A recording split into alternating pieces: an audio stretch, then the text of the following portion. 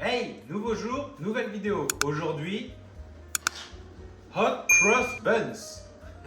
Et on commence tout de suite la recette par mettre le lait dans le cul de poule du batteur. On va ensuite y rajouter nos 2 œufs, la farine ainsi que les épices, donc la cannelle et la noix de muscade. On y rajoute ensuite le sucre et le sel d'un côté, puis la levure de l'autre, surtout pas en contact avec le sel ni le sucre. On place ensuite la cuve sur le batteur et on va pouvoir mettre 5 minutes en première vitesse. Et une fois que les 5 minutes sont passées, on a une pâte qui commence à se former et on va remettre 5 minutes au batteur à vitesse 2.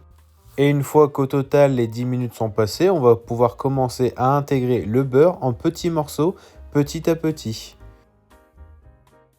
Et une fois qu'on a ajouté l'intégralité du beurre, on va continuer de battre la pâte jusqu'à temps que la pâte justement se décolle de la paroi du batteur. Alors entre-temps, pour aider notre pâte à se décoller, on peut se munir d'une corne et on va venir racler les côtés de la cuve pour bien tout décoller. Et ensuite, une fois que c'est bien raclé, on va venir remettre la cuve sur le batteur.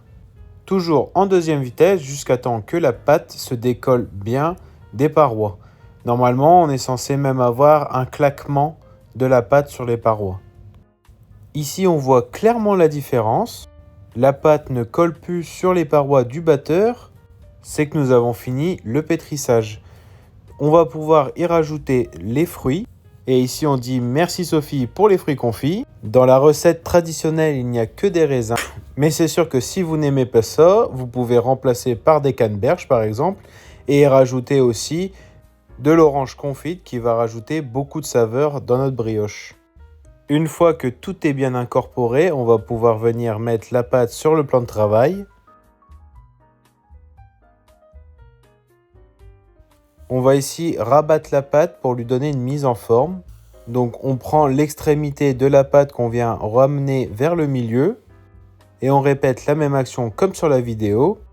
Ça va faire en sorte que notre pâte ait plus de force et qu'elle ne colle plus au doigt.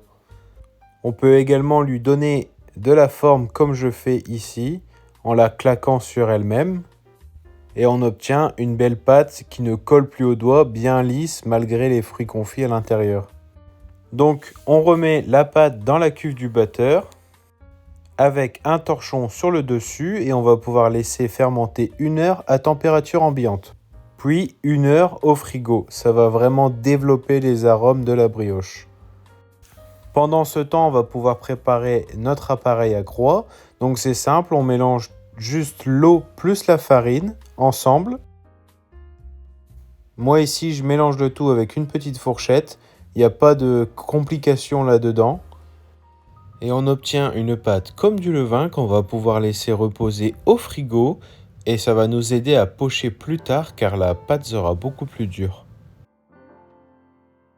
Une fois que nos 2 heures de fermentation sont passées, donc 1 heure à température ambiante et 1 heure au frigo, on va pouvoir décuver notre pâte pour ensuite pouvoir diviser des pâtons de 80 grammes. On essaye d'avoir que des pâtons de 80 grammes, comme ça nous permet d'avoir une belle brioche uniforme. Après avoir divisé l'entièreté de la pâte, j'obtiens 15 briochettes de 80 grammes. On va donc pouvoir commencer à façonner nos briochettes. Et la technique, c'est que la main soit en forme de pince à crabe. Je vais essayer de vous expliquer le mieux possible en vidéo comment on fait. Avec le côté de la main, on vient prendre la brioche et la ramener sur son centre tout en tournant la brioche en même temps. Et on fait la même action avec le pouce.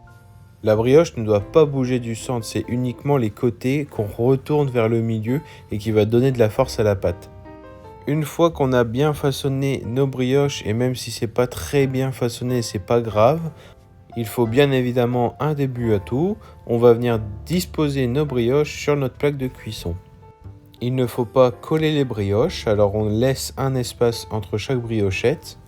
Et normalement, avec la fermentation, elles vont toutes se coller ensemble.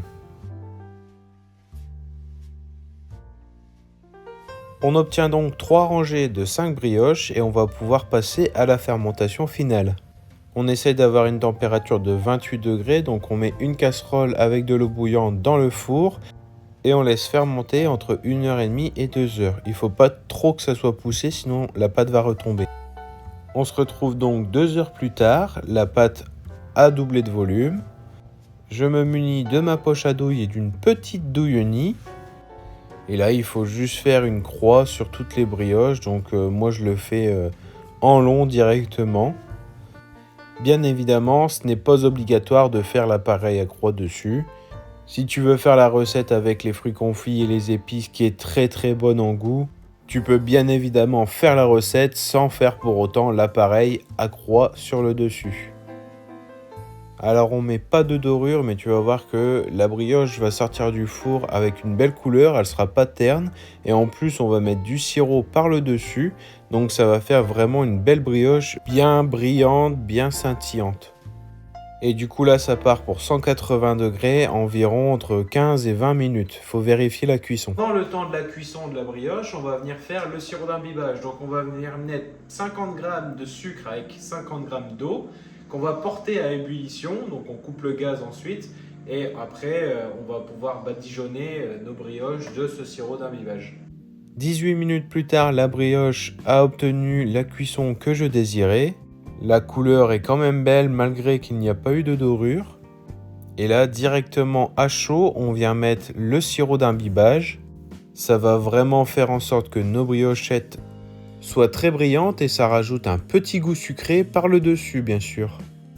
Donc on imbibe bien sur tous les côtés de la brioche et ensuite on va la mettre sur une grille pour le ressuage. Et on a fini la recette des Hot Cross Buns. Merci d'avoir regardé cette vidéo jusqu'à la fin. N'hésite pas à liker, à commenter et à t'abonner si ce n'est pas déjà fait pour ne manquer aucune recette. Moi je te laisse avec la petite histoire si ça t'intéresse et nous on se dit à la prochaine. Les Hot Cross Buns, également appelés brioches carême, sont des petites brioches épicées au raisin, traditionnellement dégustées le vendredi saint en Angleterre. La croix dessinée sur le dessus symbolise la crucifixion du Christ et les épices rappellent également l'embaumement dans les récits bibliques. Au Moyen-Âge, les moines anglais auraient commencé à distribuer ces petites brioches aux pauvres pendant la période de Pâques.